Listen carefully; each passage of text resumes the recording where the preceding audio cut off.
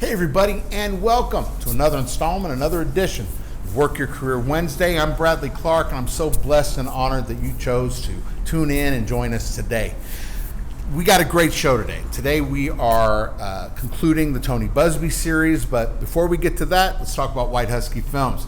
If you have anything and everything pertaining to video, podcasts, commercials, corporate events, you name it, get in contact with Steven Saldana. His number is on the screen, or you can always visit us at www.whitehuskyfilms.com. Dream, create, record in that order. And when you choose White Husky, you'll be so glad you did. Now on with the show. I got to tell you, this Buzbee series has really, it's been eye-opening for me. Not only as a Houstonian, but just as a guy looking to do whatever he can to improve his city. And sometimes that is voting in the right people. And I like what he has to say. Again, this series has really shown him in a light that very few people see. And so I hope you've enjoyed the first two. Now today, we're talking about sort of his secrets to success. The same things he tells his staff. He talks about the books that he has his staff read, and he talks about the books he reads himself. So I really hope you gleaned something from this. I hope you've enjoyed this series. And I got to tell you, without further ado, let's just get to it, all right? I hope you enjoy it, and I'll catch you on the flip side. Hey, everybody, welcome back to this very special edition of Work Your Career Wednesday. We're still here with Tony Buzbee, and I got to tell you, you know, this show has never been geared, toward politics or stuff like that. It's really, like we had talked about before, Tony, it's about empowerment, encouragement, education, and we hope people are entertained a little bit. Yeah. It's for people that have a job, that people that, that don't have a job. They want to get into the mind of the person that, heads up the company to where they can know how to interview better. Not so much what to say, but how to interview better for the job and the position that they want to be at, working with the people that they want to work with. And then people that, have a job that, want to move forward. How do I move forward? How many times have there been people that do a great job, but don't go past a certain level because nobody tells them how to, nobody gives them the encouragement to it. And then also for leaders, one thing that I've noticed about this, and I had people from the NFL on my show. I've had people from Major League Baseball on my show that have taken, their opportunity, or really, what they've done at a very high level and translated that into a business. Right.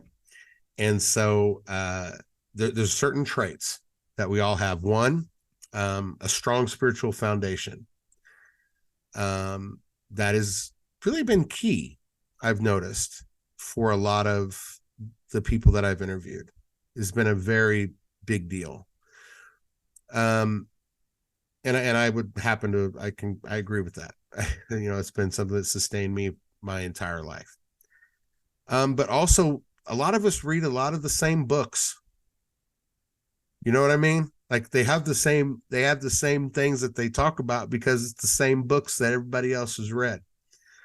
So the show, for the leaders that watch the show, it's to find something different, to manage their people better, to manage their divisions better, to lead their people better in some cases, because there's a difference between a manager and a leader, right? Sure. I'm going to let you take it from, if you have like, a step-by-step process, if you have a tick mark. There was a friend of mine who he did a speech years ago, and he brought a list of things, and one of them has to do with get a prenup. We won't go into that. Okay. Well, I'll riff a little bit. I love it. Yeah. But let's talk about it from, two different points of view. Point of view one, of course, is the point of view of the employee, and how to get ahead and how to become the boss. I talk to my people about that all the time. I'm pretty proud of the fact that in the law business, when anybody, I shouldn't say anybody, but a lot of people can learn how to take depositions or do direct exams or prepare a case or argue a motion. I can teach anybody how to do that. In the law business, just like it is in a lot of other businesses, it's all about, if you want longevity, you got to learn how to get business in the first instance. You got to get your own business. And ideally, you want to be generating the business and then working on the business that you generate, whether you're a realtor, whether you're, whatever, any of those types of businesses, that's really the key. And I'm pretty proud of the fact that I've taught people how to do that. And a lot of times when you teach them that skill set, they leave you. But I'm never upset about them leaving me. I'm proud to say I have Buzbee satellites, as I call them, all across the state of Texas, of people who've worked with me, who learn the trade, who learn not only the skills required to be a good lawyer, but also the extra, which is being able to generate your own business so that you can be your own boss. And a lot of times when those folks leave, I'm very proud of that. And I never have had a situation where somebody has left me that I was, got my feelings hurt, because, I did the same thing as a young lawyer. I started with somewhere, and I figured out that I knew how to do the business, and I went out and wanted to do it for myself, because the most fulfilling thing you can do is to work for yourself and to manage and grow your own business where the business is a reflection upon you. So as an employee, I tell my people, to my employees, work hard. That is the main secret. There is no shortcut to that. But as part of that, and I think you hit on it some, is your personal, professional, and spiritual development. That I think sometimes, it's kind of like that story, and some people, may joke about it or laugh about it, but I really believe in that story about the two woodcutters who, one of them works 8 hours a day, and he's cutting a certain amount of wood, and the other one only works, 6 hours a day and takes off 2 hours during the middle of the day. And the guy that's working 2 hours more is just upset and frustrated that the guy that's working 2 hours less is cutting more wood. And he says to him, how is it that I'm working just as hard as you, cutting this wood, we're out here sweating in the sun, but you work 2 hours less than me, but you're generating more cut wood. And he says, that's because I go home and I sharpen my saw. And that's how I'm able to do that. And that's where the personal development comes in, the professional development comes in, the spiritual development comes in, being able to monitor yourself, your health, and make sure that you're presenting the best person you can be, making sure you're getting enough rest. I mean, this sounds pretty basic, but a lot of young professionals as employees are sacrificing that. And in the long run, that's working to their detriment. And that includes, joining professional groups, networking with other professionals in your field, learning how they're doing things, spending time watching programs like this, all of that. Your boss may be saying, oh, I need you to do this, that, and the other, but a smart boss knows that is essential to you being a good team member and a good employee. So one of the things I do as a boss is always assign books to read, have group discussions about books, about what did you learn in this book, and I have a kind of a reading list that and sometimes I try to encourage them because, I think I'm well read. And so typically I'm able to give them books that I think might help them. Same with my children. But every now and then somebody will pop up with a book that I hadn't thought about or I hadn't considered, and I'll read it myself and we'll have a discussion about it. So working hard, developing yourself spiritually, professionally, personally, which includes taking care of your health, exercising, getting enough sleep. Those are just essential to being a successful employee or team member.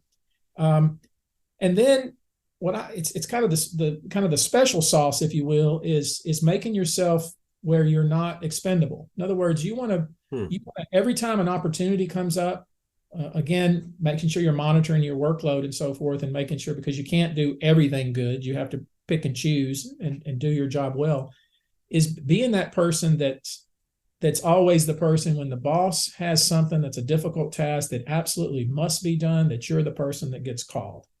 That is, you want to position yourself in that way, because that's the person that that the boss or management, if you will, is going to be going to make sure that you are happy and you succeed and you have the resources you need. And then finally, one of the tricks that I used to do and still do is sometimes, just to kind of get a temperature of my people, I might send an email out at like 2:30 on Friday to the entire lawyer group with a task, like, I need somebody to do X. And I wait to see who responds. Some people respond within 10 minutes and volunteer. Some people you won't hear from them until Monday morning. Some people you won't hear from them Tuesday afternoon. That tells me a lot. It tells me who is hungry, because you can't, and I know you've heard the phrase, you can't teach hungry. And what I want is people that are working in the business who are hungry to develop themselves and succeed, not only for themselves, but also for the business as a whole, because I believe that we're always better together as a group. I'm not going to say never say no when somebody asks you, can you help with this or can you help with that? But I can tell you in my life, when I was in a position where whether it be in the Marine Corps as a young lieutenant or whether it be as a young lawyer, I never said no. I always, if there was an opportunity and somebody came to me on a Friday and said, hey, I have this task, would I want to be home with my new kid? Yes. And I will make time for that because that's essential. But the best thing I can do for my child is set an example and do a good job and be successful, because that's going to give me more time in the long run to spend with my kid. So there is this work-life balance, but sometimes I think we get caught up in all that. And if we're really managing our time in the right way, there's plenty of time to do both and to do it very, very well. Now, as a boss, the different point of view. For me, it's about, number one, setting the example. And how do I set the example? It's I'm the best that I can possibly be. That I try to listen and try to tap into the various people within the firm that can give me information, and to actually listen to them and not be listening in the sense that waiting so I can speak, but actually listen and let what they say to me sink in. I always tell my people, don't bring to me a problem, bring to me potential solutions. I always try to delegate and make sure, and by delegating, what you're doing is you're telling your people that you have confidence in them, that they can make things happen. I always try to check in with the key people in my firm and make sure that they know that I'm paying attention, that I care about how things are going. I want them to come to me and feel confident that they can come to me with, they know not to bring petty baloney to me, because I don't have time for that. But I believe they know, because I've told them over and over that if there's a real issue that you don't feel like you're getting satisfaction in the way the hierarchy, you can always come to me without fear of me ratting you out or that kind of thing. I just want information.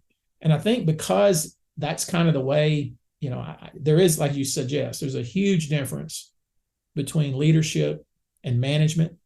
Management is more structured, more hands-on, more goal setting, that sort of thing. Leadership is more being an inspiration, being an example, and setting the tone and the temperament of the business, and creating the atmosphere and culture of excellence. That really matters. People want to. My belief is, and what I've learned over the years, one of the things about the United States Marine Corps, there is a certain esprit de corps in the Marines that people feel like, just I'm a Marine. That says a lot. Like when I meet a other Marine, we don't have to start at step one. We're already at step 3, because I know what he's all about. She knows what I'm all about. We can skip the first 2 steps because we already know the character that he or she has, and the character I have, and this collective experience we have. I like to build that kind of culture in my business. And I think I've done that. The people that want to come to work, and there's a long line of people, as you might expect, that are applying to work at our firm. And that's the kind of person I'm looking for. Somebody that buys into, we do it the best. You guys, and I'm sorry, I didn't mean to cut you off, because I got to ask this question about people that are applying to your firm. Everybody knows you as Tony Buzbee, the guy, like you're the threat. You know what I mean? So what's the biggest misconception that a young lawyer coming to apply at the Buzbee firm has? Like, is it, well, I got to be like Tony because he's a stone killer, Yeah. or There's what I'm saying? And they sort of sorry. No, you're right. There's several misconceptions. One is that, oh, I'm going to get a job there and all of a sudden I'm going to be, driving around a fancy car and wearing fancy clothes. And that is the furthest from the truth. That I think sometimes people are surprised with the workload and what I require. Because, you can, it's all well and good. And it's cool to stand up in court. It was cool to stand up in the Senate chamber and on behalf of the Attorney General of the state of Texas, but nobody saw the work that went on in the months leading up to that, the 18 to 20-hour days that it took to be able to do that kind of thing. And I think that's what young folks don't understand, that this doesn't come. There is some talent and skill involved, of course, but the real heavy lifting takes place long before, and in dark rooms with lamps, in the wee morning hours. And so that's one of the misconceptions. The other one is that, I'm some kind of guy out there just like screaming and barking orders and all that, which is not my style at all. I mean, I'm really very, very like to the point. I don't spend a lot of time. We don't have drama at our firm. We don't have a bunch of that kind of what I call just extraneous things that happen in most businesses that don't advance the ball. I don't tolerate it. Everybody knows it. I don't tolerate it. And every time I talk to a young lawyer or a staff member, it's about checking in on them and asking them how are they doing and how are they advancing the ball on a particular project or work task. And people see, and they see Instagram, they see social media, all my people, but the people that have been with me the longest, they all know that's Tony's public persona. But the real persona of Tony Buzbee is, he's the first person in the office, or he's the first person, like they wake up at 7:00 and they've got 8 emails for me that I sent at 5 a.m. and they go to bed at midnight and they get emails from me at 1 or 2 a.m, on task. And the people that have been with me the longest know what the real story is. But the ones that make it with me, the young lawyers, and there's been hundreds that have come and gone from TSU, Harvard, Yale, every law firm, every law school you can think of in the country. The ones that succeed, and I'll tell them straight away when they interview, is be careful what you ask for, because when you come here, you're going to be expected to play at a very high level, and you're going to be expected to produce at a very high level. And some people are looking for that. Some people are hungry for that, but some people are just wanting the prestige of that and the status of that, are not willing to do what it takes to succeed here.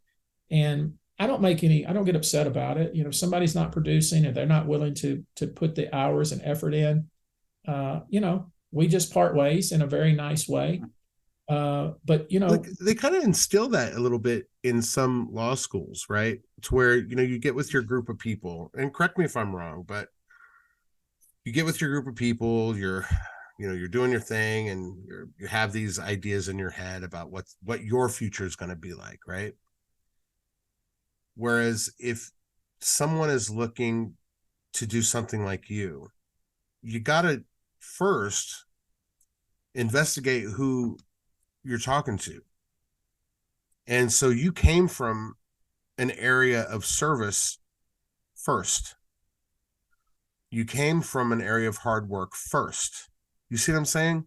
So sometimes it's difficult, and it's the same with recruiting. It's the same with anything else. It's the same, Yeah. But when the idea is, I'm going to work for this firm, that's changed the lives of people, I get emotional about it when I talk about it. You asked my friend, Eric, my friend from Alvin, I was talking, I told him that you and I were talking, and I said, it's rare, that you have somebody that plays at the level that you play at, and you can honestly say, yeah, well, I got that for that person. We went to bat for him. And it takes people don't understand. This is a great quote. They don't understand the level of violence it takes for somebody to be so gentle. There you go. That's exactly right. That's And exactly right. I sometimes there's been cases over the years. I've seen pretty much everything you can see, and there's cases over the years that do move me in such a way that I continue to think about them over the years. And there was a child that was two children actually that were burned in their backyard with a guide wire on one of the electric poles, and burned the young boy's leg off, burned the daughter so badly that she went into cardiac arrest, and luckily her dad was able to revive her. And they both spent a year in the burn unit, just having the most horrendous recovery and scarring. And the young boy had a prosthetic, and he had just fits trying to walk with. And there was some video that we had taken to present to the jury if we were going to try the case, which we did not. But it was just the most gut-wrenching video you could ever watch. And there for several years, I would bring the entire firm, 100 or more people, into my office and just play a small snippet of the day in the life video of these two kids as they were trying to make their recovery, with both of their parents, of course, looking on and just having their hearts ripped out of their chest. And at the end of that, the point is that, look, I know you're working in a file room, and sometimes you probably forget that what you're doing is important, or maybe you're answering the phone, or maybe you're working on collecting medical bills or medical payments or whatever. I want you all to understand that this is what we're collectively, these are the people we're helping. These are the people, and every person in this room was part of the success that we were able to achieve for this family. This kid, the young man now who's now 17 years old, walks around. You would never, wearing pants, you'd never know he has the prosthetic. The girl is now passed through puberty and is getting married, I think. And the electric company was forced to retrofit 855,000 light poles across the state of Texas and all the way up to Minnesota. And wow. The CEO of the company came to the mediated meeting that we had and personally apologized to the family and wrote a letter of apology. And of course, I was able to put a significant amount of money aside for both of those children and for their parents to help take care of them. And that is the kind of things you don't hear a lot about that, but I guarantee you the people that work for me, they know about it. And right. and they know, and every now and then you need to remind people every now and then, because that's one case of hundreds like that, and bring people in and make sure that, collectively, guys, here's what we're doing. This ain't Tony Buzbee out getting all the accolades, on TV. I can't do anything without you guys. And so this is a collective effort. And that's with that misconception of you being some, jet-setting celebrity lawyer, in the same vein as others that we would know about. That's just not who you are.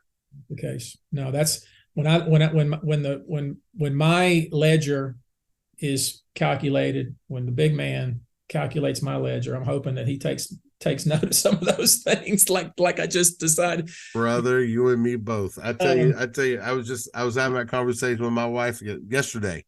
My good Lord, help us. Yeah. So that's kind of the way I see leadership. You've heard all the cliche lead by example and all that, but building a culture is, as a business owner, as you know, as a leader, is the biggest challenge. But once you're able to build it and continue to cultivate it, and you can build an esprit within your shop. It doesn't matter if your shop is 3 people or if it's 100 people. It's there's certain businesses that we've watched over the years that have been successful in that. The one that comes to mind, of course, I hate to use this as an example, but you think about Chick-fil-A as an example. There's a certain esprit there. My son worked there, and I just was picking his brain when he was in high school. He worked there. I was like, well, I'm just trying to figure out how they do what they do. How is it that they have this service mentality and providing great service And that's how I want it to be for District G. I think a council district can achieve that if you hire the right people and you train them the right way, and if you not only the education but also building a culture of constituent service. I look forward to doing that. Tony, one more question. You mentioned books. Are there 2 or 3 that off the top of your head that you would recommend to people? Well, I mean, I know we'll start with the employee. Like, is there 2 or 3 that you'd recommend for them? I always keep a ton of different books. One of the books, and I know it may seem a little silly, but this book here, I know you've read it. I've read this book maybe 15 times. It's a great book. How to Win Friends and Influence People. This is a book that I think you probably should read in your teens, but if you haven't read it, you should go back and read it. If you haven't read it in a few years, you should go back and read it again. Ben Franklin's autobiography is another book. I showed you this book, A Message to Garcia. Sometimes you have people that you work with that always have some excuse. Something didn't get done. Something needed to get done. Everybody knew it needed, but it didn't get done. And instead of just, grousing about it and yelling and screaming about it, sometimes the best thing you can do is, I think you should go read Message to Garcia again, because it kind of sends the message you're trying to send, which is, when you're given a task, you were chosen for that task for a reason. You were chosen because I felt that I had the confidence in you that you could get the job done. And so what I need you to do is have the confidence and get it done. And that book right there speaks volumes in that respect. And it's so simple. I have a message I got to get to Garcia. He's behind enemy lines somewhere in the jungle. And the idea is not, well, tell me more about Garcia, or where is Garcia, or how am I supposed to do this? No, just take the message. Yeah. Get it to Garcia. To Garcia. That's right. There's other books, and this may be one that might be kind of off the wall, but there's the Marine Fighting Manual. It's called FM1, and it's basically based on all the Sun Tzu principles. Okay. Of what they call maneuver warfare, and I just see so for people that don't know Sun Tzu, the Art of War.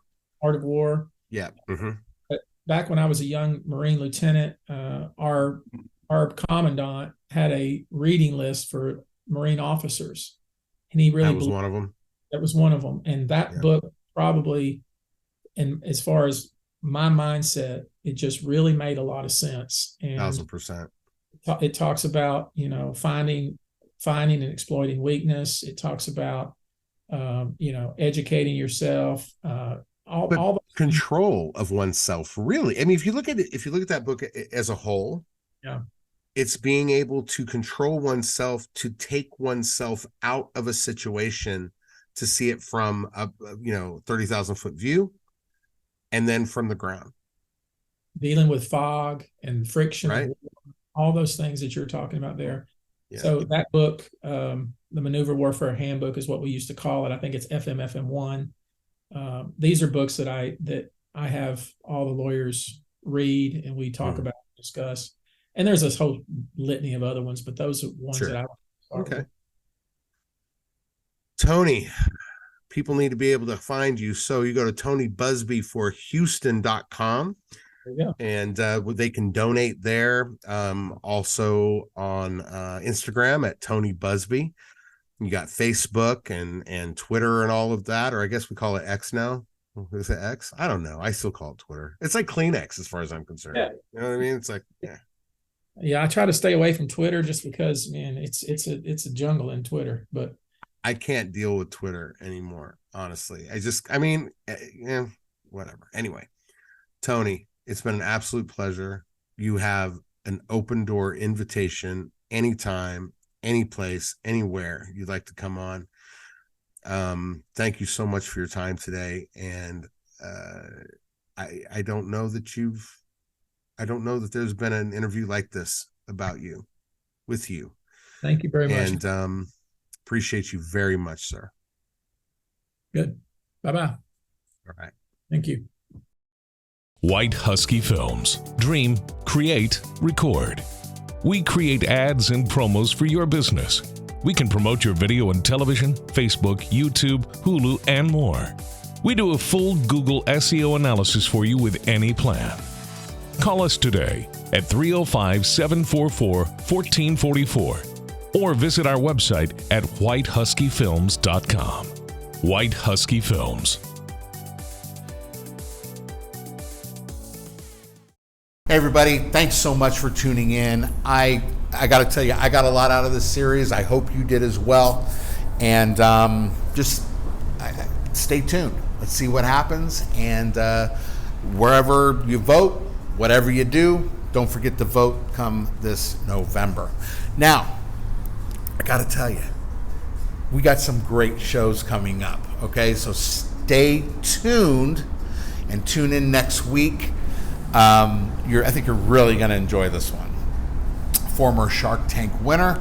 She got a deal with her partner, with Lori Grenier and Mark Cuban.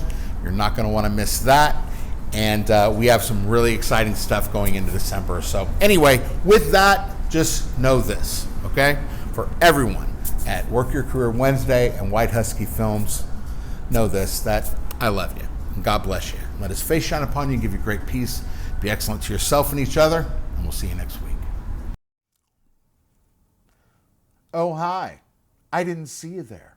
Hey, if you like Work Your Career Wednesday and want to be notified every single time we have a new episode, like, share, and subscribe.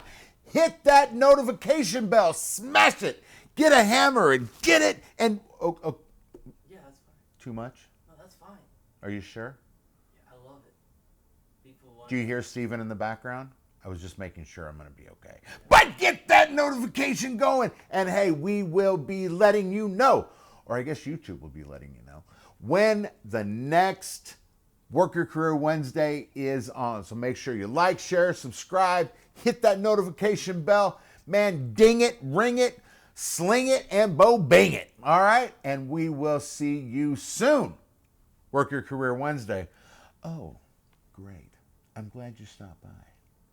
Be sure to get that subscription bell, and I'll see you there.